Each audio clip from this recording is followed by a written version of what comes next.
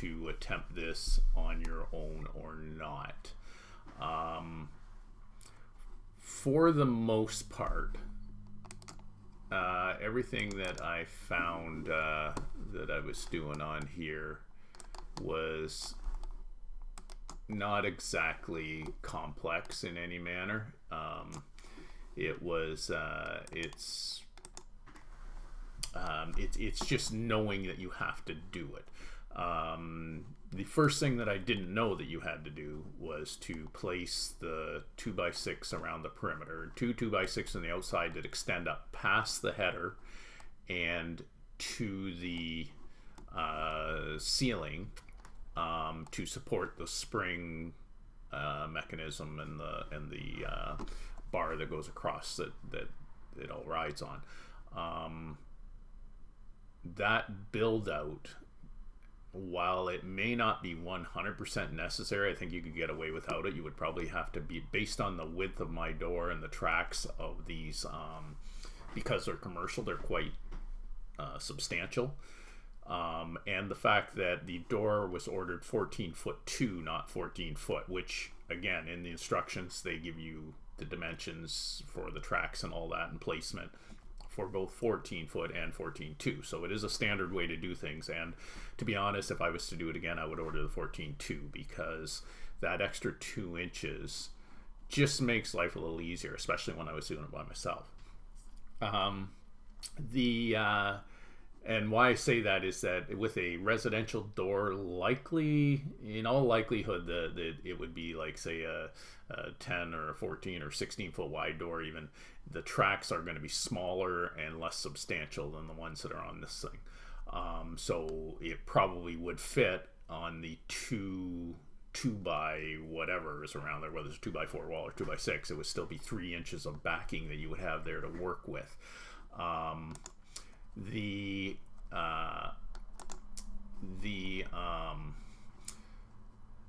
2x6 laid up over top of here, when you take the dimension of that 14 foot 2 plus the gap and the track and the flange on the track, it all adds up to 5.5 inches over the rough opening. So that's perfectly on the edge of the 2x6, which is quite convenient. So it makes a lot of sense just to do this, unless, maybe in a residential situation, of a residential setup on a lighter door, it may not be critical.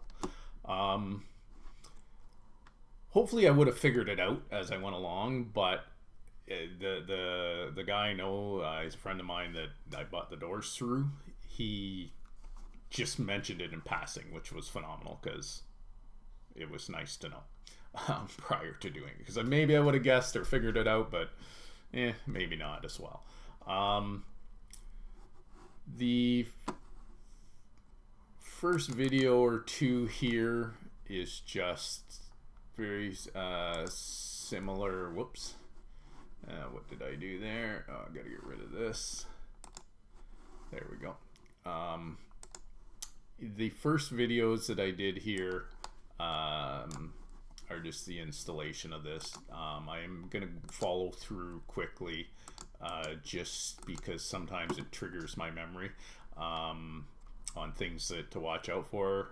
Yeah, that one was pretty warped, so I couldn't hold it with my foot, so I had to wedge it over the 2x6 there. But make sure it's secured well into place, because you're looking at, especially in this scenario, that's a 14 by 14 door. That's a lot of wind area.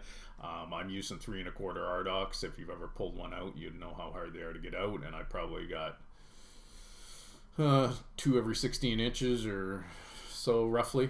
Then across the top you get another 2x6. If you'll notice, this goes all the way up to the ceiling there. Actually, I left it 3/4 of an inch down from the ceiling.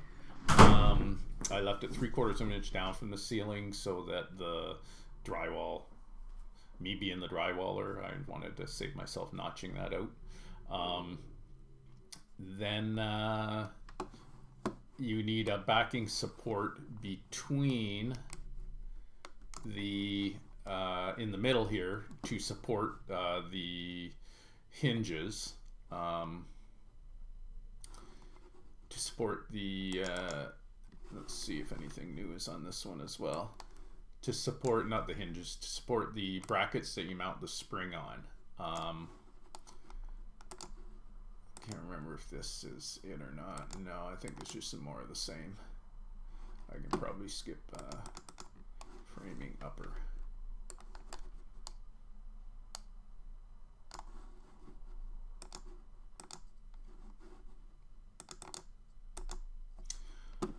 Fortunately, my father-in-law was able to lend me his scissor lift, which was very convenient, especially as I'm doing this myself. And when I mean myself, I mean no helper. With a helper, would have been a lot easier. I imagine it would have gone a lot faster. Could you do it without one? It would be a lot more difficult, but I can't see any reason you couldn't stack 2 lifts of scaffold and put wheels under it. And, you know, again, depending on the height of your ceiling and whatnot, you should be able to do it. As long as time isn't the concern, and, you know, if you're not worried about how long it takes. And realistically, this door here, probably took 4 to 5 hours to mount the tracks, the vertical tracks, the horizontal tracks, the brackets on the ceiling, assemble the door and everything, and then another probably 4 hours to put this in. Now I did have to wire the switch. I've got the switch. If you look carefully over here, you can see where I put the switch right beside the door. I don't have remotes on them or anything. I won't be using it as a daily garage to park the vehicle in. So I probably got, say, 10 hours into that door. So that can kind of give you an idea if you have a price on getting on having it installed. I didn't get a price because I'd already made the decision to install it myself, and so I didn't waste his time. I just went and did it. Now this.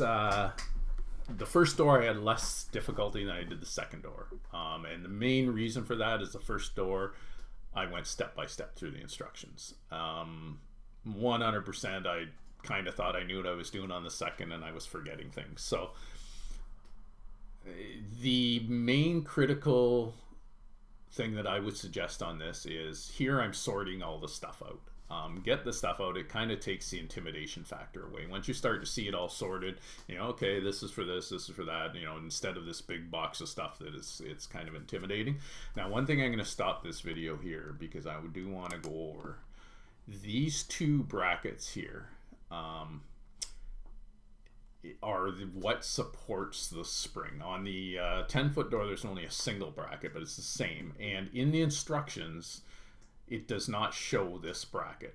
If you have this bracket with the 2 different length legs, you can see sticking out there, there's a short leg going to that bracket and the longer leg coming out here. It is absolutely critical that that long leg goes up. Otherwise, the first time you open up the door, especially if you have a power opener on it, the first time you open up that door, it is going to damage it immediately. So if all the things you see in this video, this is the one not to forget. Don't forget. Now, if you do put it in wrong and catch it before you open the door, you can cut it off. Instead of taking the whole thing apart, it would be easier to cut it off, because at that point, by the time you go to get ready to open the door and realize it's wrong, you may have tightened the springs, tensioned the springs all up, and that's a big job and dangerous. It's just overall, get it right the first time would be my unsolicited advice.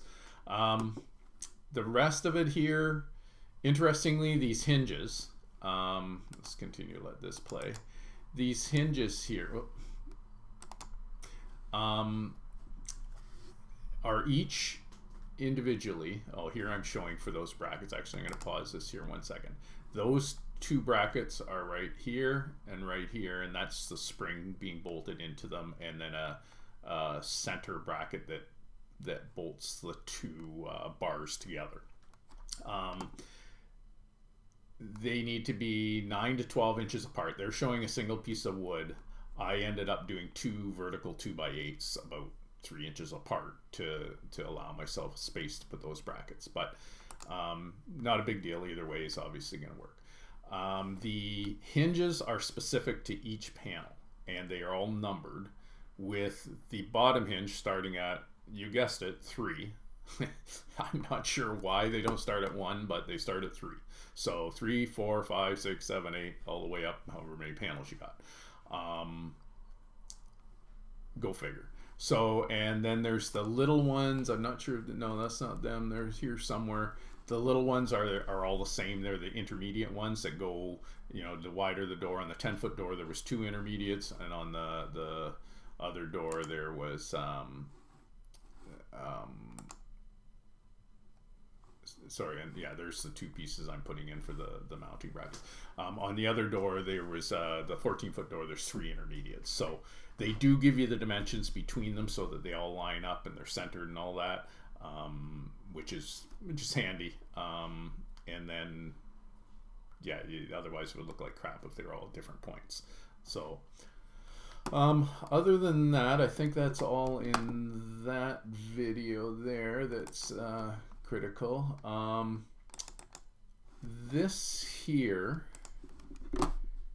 is the bottom panel. Now again, I'm not sure if all the door suppliers do this the same, but this one came with the rubber on the bottom already, the seal already on the bottom. Here I'm making an error right there. In fact, I will actually slow it down so that you catch my error. Whoops. So that you catch my error live and in person. Maybe I'll even use the sound for it. So here, these cables need to be secured to lift the door.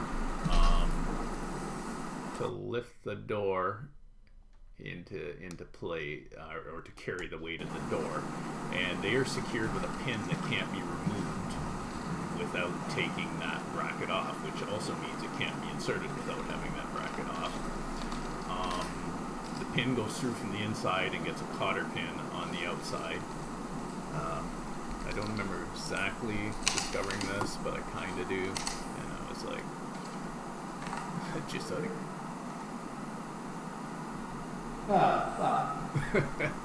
okay, well, there we go. That's all there is to that. So now I just have to pull it off and put that pin in.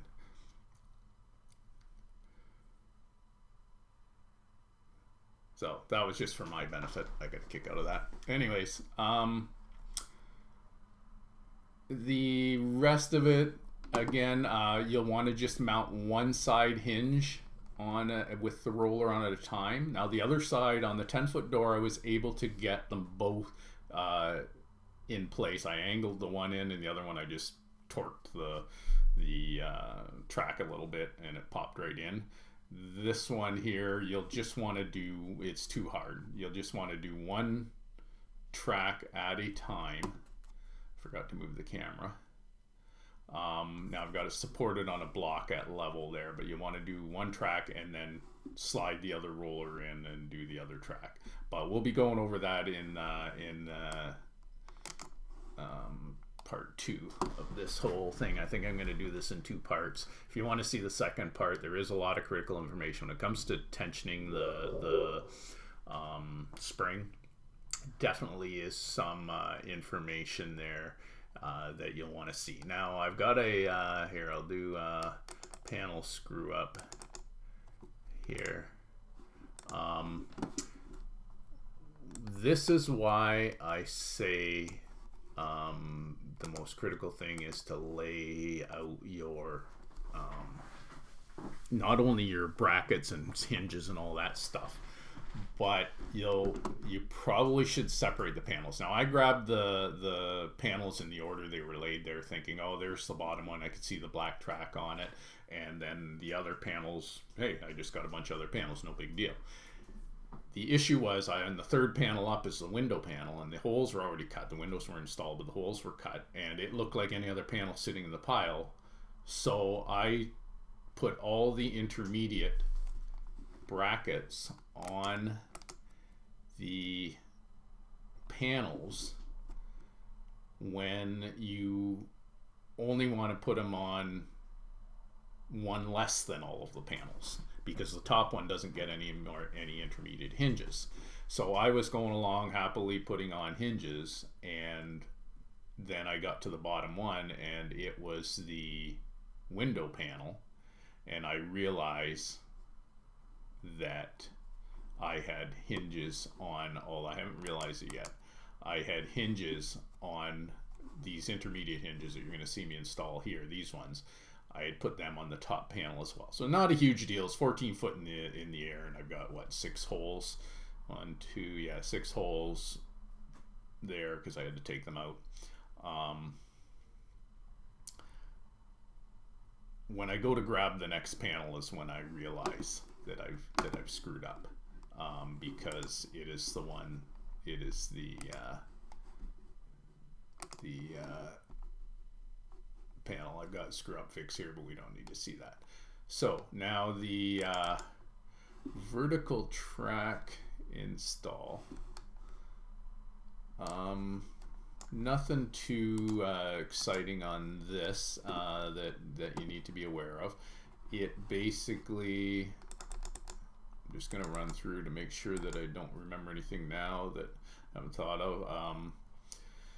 I was attaching the extension panel, this one here that supports the bar and the spring and all that.